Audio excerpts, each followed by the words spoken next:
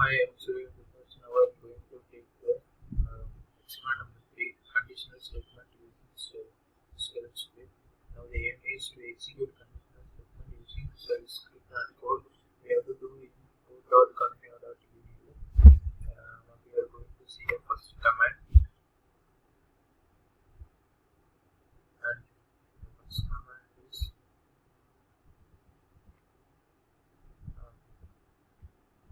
this is the first question to check whether the entered number is added to or not. Now we have to check. Now we have to enter a number, read num, temporary equal to num while number is minus gt 0 to s is equal to 10, and we are going to see 10, and the output is this one. Enter a number, the output is enter a number 1 to 2 to 1 and 2. And the next case is to print the given n number in ascending order. Now use array store the input values. Now we are going to check. Now we have to enter the size, number, and number in ascending order. And we have to give enter. Now the enter the size is 4. Enter the number is 1 2 3 4 2, and number in ascending order 1 2 3 4. And now we are going to see the third question.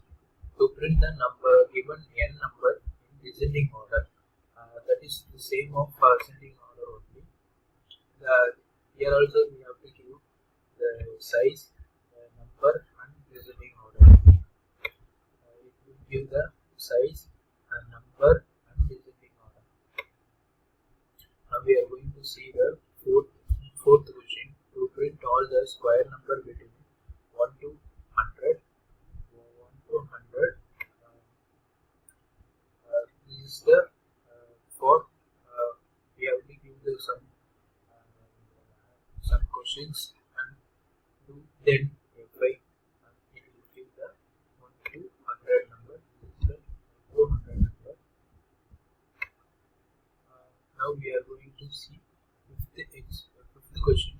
To find the sum of multiples of 3 and 5 below 1000. And this is the 3 and 5 below 1000. The output is 233,168. Now we are going to see sixth question. To find the greatest common divisor GCD of two given number. We have to give to input 25 15, and we have to check the output. And this is the GCD 5. This is the GCD 5. Now we are going to see seventh one. Find the length of the given strings. We have to give the enter the string equal to 9. Now we have to see the eighth one. Find the positions of given input string is enter the string, enter the position, enter the length, and this is the output. Now the result is a conditional statement using shell script are successfully executed and